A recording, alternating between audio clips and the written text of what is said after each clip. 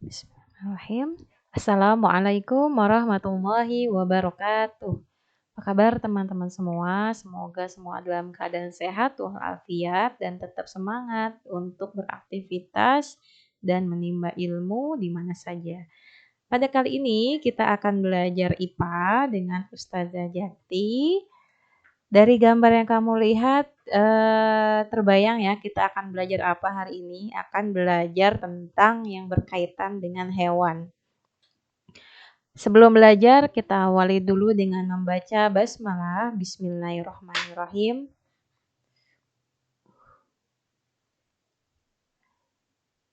Hari ini kita akan belajar tentang kingdom Animalia. Di pertemuan sebelumnya kita sudah belajar tentang kingdom Plantae, plant atau artinya dari tumbuhan. Kita sudah mempelajari tentang kerajaan atau keluarga besar dari tumbuh-tumbuhan. Dan dari situ berharap kamu bisa mengelompokkan dari tumbuhan-tumbuhan yang kamu temui di sekitar kita. Kamu bisa mengelompokkan dia termasuk film apa, dia termasuk kelas apa di pertemuan kemarin. Nah, sekarang hari ini kita akan belajar tentang kingdom Animalia. Animalia atau hewan yang ada di sekitar kita, dia merupakan satu kingdom besar atau satu kerajaan besar. Nah, dalam sebuah kerajaan Animalia atau kerajaan hewan, dia mempunyai ciri-ciri pastinya. Apa yang membedakan hewan dengan tumbuhan? Ciri-cirinya adalah yang pertama, dapat bergerak aktif. Beda halnya dengan tumbuhan. Kalau tumbuhan tidak bisa bergerak berpindah ke sana ke sini sendiri kecuali jika dipindahkan oleh manusia. Nah, untuk hewan dia dapat bergerak aktif, dia dapat berlari, berjalan, bergerak ke sana ke sini. Itu artinya dia termasuk ciri-ciri dari kingdom Animalia. Ciri yang berikutnya, tidak memiliki dinding sel, ya. Beda halnya dengan tumbuhan yang memiliki dinding sel. Yang ketiga, tidak dapat berfotosintesis. Maka ada beberapa makhluk hidup yang secara fisik mirip dengan tumbuhan, cuma setelah diteliti ternyata dia tidak dapat berfotosintesis dan dia bergerak aktif, juga tidak memiliki dinding sel. Maka walaupun makhluk hidup tersebut mirip seperti penampakannya mirip seperti tumbuhan, tapi dia dapat dikatakan masuk ke kingdom Animalia. Nah, berdasarkan ada tidaknya tulang belakang, kingdom Animalia dibedakan menjadi dua. Yang pertama adalah invertebrata atau hewan tak bertulang belakang. Yang kedua, vertebrata atau hewan bertulang belakang. Yang pertama, invertebrata, hewan tidak memiliki tulang belakang. Ada apa saja yang ada di dalamnya? Ada beberapa film. Di buku yang kita pelajari ada 8 film. Saya akan berikan gambaran secara video singkat terkait hewan-hewan yang jarang kita temui di sekitar kita. Nah, yang pertama adalah film Porifera. Contohnya hewan berspons, namanya Porifera, yaitu film di mana hewan-hewan yang tubuhnya memiliki pori-pori. Kamu tahu seperti spons spons buat cuci piring? Nah, itu kan pori-porinya banyak, ya. Maka hewan-hewan yang berpori digolongkan ke dalam Porifera atau contohnya hewan spons.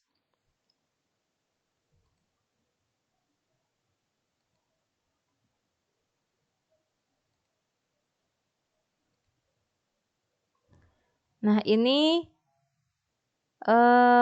mempunyai banyak pori sehingga di dalam tubuhnya airnya tuh dapat masuk meresap ke dalam tubuhnya dan dia dapat mengeluarkan kembali. Kita bisa simak video singkat berikut.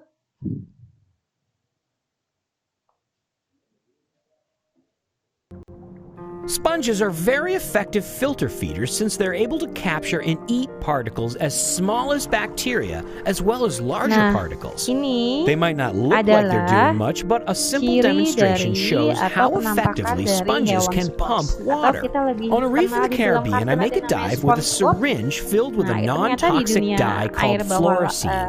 di By dunia squirting air it around bawah the laut base of some sana sponges, we can ada observe how the hewan water yang is moving by bentuknya watching what the seperti dye spons. does. Ya, banyak dan berpori banyak dan Within nampaknya only seperti seconds, the tumbuhan dye is padahal pumped dia adalah through the hewan. sponges along with the water. As you can see, a sponge is a pretty good water pump and also a good strainer. Any plankton that goes in with the water won't come Seorang back peneliti out through the mencoba osculum. melakukan sebuah percobaan dengan Tube menyemprotkan sponges are even more sejenis spectacular to cairan observe. seperti They pump the dye so furiously that they lalu look dia like a collection of semprotkan ke miniature sekitar tubuhnya. Ternyata gas cairan tersebut meresap ke dalam tubuhnya dan dikeluarkan kembali melalui mulutnya.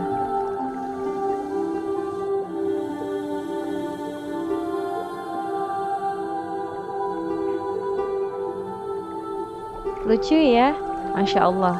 Penciptaan Allah yang luar biasa sehingga kita sadar betul siapa kita, bahwa Allah adalah Maha Kuasa dan dapat menciptakan segala sesuatunya dengan sangat indah dan sempurna. The ultimate Teman-teman test is bisa a hefty barrel mengenal lebih sponge. jauh tentang What will a bagaimana big hewan monster like spons this itu, do? bagaimana dia bisa meresap ke dalam tubuhnya cairan seperti It itu. takes a few Teman-teman bisa seconds for browsing the dye sendiri di to work its internet way through the untuk sponge. mengenal lebih lanjut tentang hewan berspons atau Wait for porifera. it.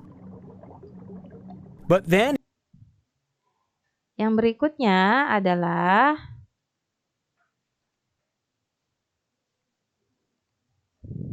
apa ini? Coba ingat-ingat. Pasti kalian tahu gambar ini karena gambar ini cukup familiar ketika kamu kelas 6. Gambar ini sering kali muncul di pelajaran IPA. Siapa yang ingat namanya?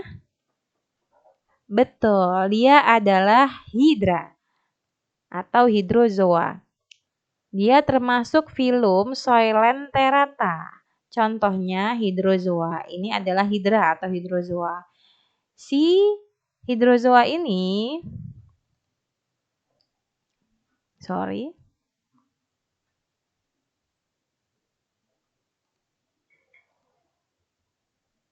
sebentar. Oke, kita simak dulu video dari hidra.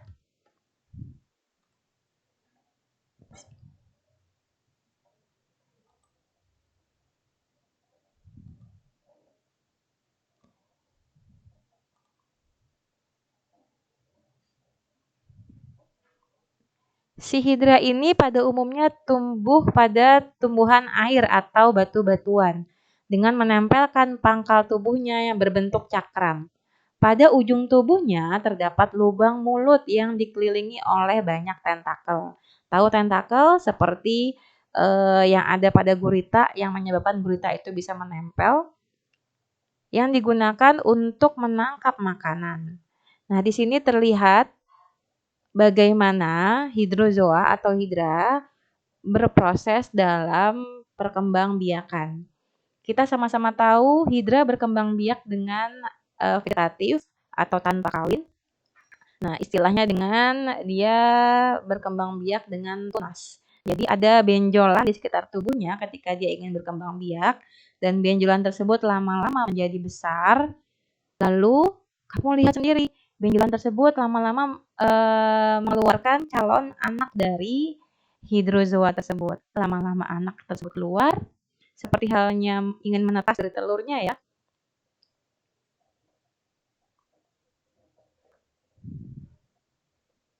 Nah, lalu ketika sudah terlepas, dia akan tumbuh menjadi hydrozoa yang baru. Masya Allah ya, luar biasa ciptaan Allah.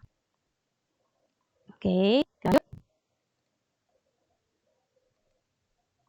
Film yang berikutnya adalah Lagi-lagi teman-teman di kelas 6 pernah belajar ini.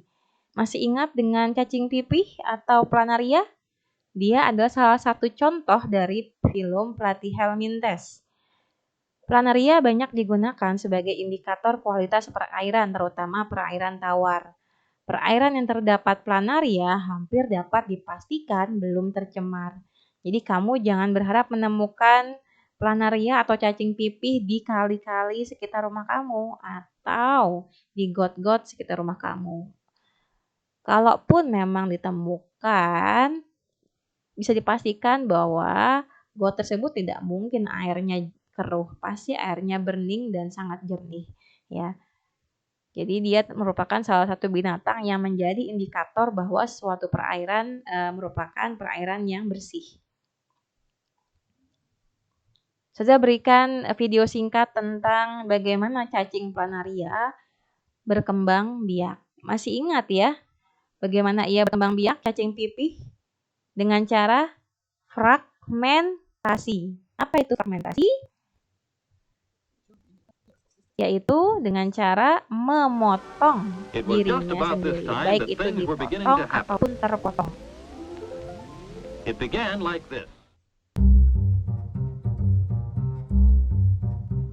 Si kecil lucu ini adalah planaria. Ini adalah spesies cacing pipih yang biasa ditemukan di dasar kolam. Oke, jangan khawatir. Gak apa-apa. Serius. Dipotong, ya. Plip. Ingat ya, cara berkembang biak dengan cara berkembang biak dia dengan cara fragmentasi. Walaupun Ini tidak akan dipotong-potong menyakitkan tubuhnya, Apalagi nanti membunuh mereka. lambat laun Maksud saya, tubuhnya ini hanyalah gumpalan daging. lama-lama akan Lukanya telah menjadi sembuh dalam waktu Oke, 1 hari. mungkin kita juga bisa sembuh dari luka potong, meskipun lebih lambat. Tapi kemudian, hewan ini mulai beregenerasi, menumbuhkan jaringan baru. Bagian putih ini disebut blastema. Ini adalah keadaan mereka seminggu kemudian. Lihat bintik-bintik kecil itu. Nah, Bintik ini itu adalah calon mata matanya baru yang nih. tumbuh dari awal. Mata barunya yang sudah tumbuh dari Tetapi awal, pas hari ke-12, lalu lama-lama dia menumbuhkan akan kepala tumbuh yang menjadi sempurna serta karena seperti salah satu organ halnya pertama yang ditumbuhkan kembali adalah tabung yang disebut hewan pharynx, sebelumnya. yang merupakan saluran masuk dan keluarnya makanan yang disediakan oleh para ilmuwan. Lotl dapat menumbuhkan jari kaki atau ekor. Tapi planaria adalah satu-satunya hewan yang dapat menumbuhkan kembali kepala mereka. Jadi planaria satu-satunya Jadi kenapa hewan kita yang tidak ketika memiliki dipotong kemampuan itu? dia dapat menumbuhkan kembali Semua itu bisa kepalanya. terjadi Dan dekat ini sel-sel kuat hanya yang dikenal terjadi sebagai stem pada cell atau sel cacing punca. pipih atau cacing planaria. Mereka adalah titik-titik hijau di sini. Dan Nah, seperlima dari rahasianya tubuh ternyata planaria dia adalah mempunyai sel yang punca. namanya sel punca di seluruh tubuh planaria. Sel punca itu Mereka dapat sel-sel berubah yang menjadi dapat berbagai jenis sel menyembuhkan dan dengan dapat cepat membuat dan bagian tubuh yang menumbuhkan baru. bagian tubuh yang baru. Kita juga memiliki sel punca seperti ini ketika kita masih embrio. Tapi begitu kita tumbuh dewasa, kita kehilangan kemampuan ini. Bagaimana jika kita dapat mencoba mencari tahu bagaimana planaria melakukannya? Ini dapat menjadi Oke, cukup inspirasi. ya. Yang berikutnya adalah filum invertebrata lainnya. Selain 3 filum tadi, masih ada 3 filum lainnya. Filum yang berikutnya adalah nematoda. Contohnya cacing perut, cacing kremi, cacing tambang. Annelida. Contohnya cacing tanah, lintah, pacet. Lalu filum arthropoda. Contohnya udang, kepiting, serangga. Filum Echinodermata. Contohnya bintang laut, landak laut, teripang. Moluska. Contohnya bekicot, cumi-cumi, kerang. Nah, sekarang kita akan bahas ke dalam kelompok vertebrata atau hewan yang memiliki tulang belakang. Hewan vertebrata memiliki 5 kelompok atau 5 kelas kalau di vertebrata. Kelas yang pertama adalah kelas Pisces. Ini kelas yang paling banyak anggotanya. Contohnya ikan mujair, ikan bandeng, ikan lele, ikan mas. Amfibia contohnya katak. Reptilia contohnya buaya, kadal, penyu, ular. Aves contohnya burung pipit, merpati, elang. Mamalia contohnya gajah, singa, orangutan, kelelawar, lumba-lumba. Eits, jangan lift dulu. Jawab dulu pertanyaan aku. Ada sedikit kuis nih buat kamu nih. Siapa aku dan termasuk kelompok apakah aku? Nah, siapa dia? Bintang laut. Dia termasuk kelompok apa? Invertebrata atau vertebrata?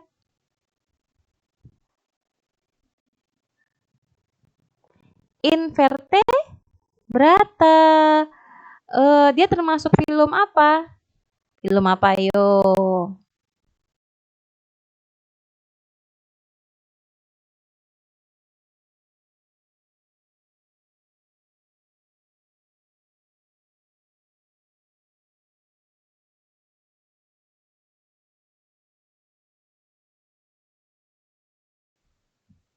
Ya, kamu betul. Invertebrata filum Echinodermata. Yang berikutnya, siapa aku? Lumba-lumba. Termasuk kelompok apakah aku? Apa? Vertebrata. Betul, vertebrata. Kelasnya mamalia dong. Oke, yang berikutnya. Siapa aku? Cacing pipih yang tadi sudah kamu tonton. Termasuk kelompok apa dia? Anda benar, invertebrata filum Platyhelminthes. Ini si hidra termasuk filum apa? Filum Coelenterata. Filumnya termasuk invertebrata. Nah, ini pasti kamu tahu dong siapa dia? Si Pisces, kelompok Pisces termasuk vertebrata. Ini si hewan berspons atau spons tanpa bob, ya. Dia termasuk invertebrata, filum Porifera.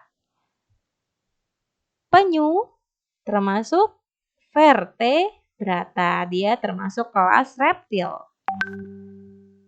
Katak termasuk vertebrata, kelas amfibia. Oke, terima kasih teman-teman.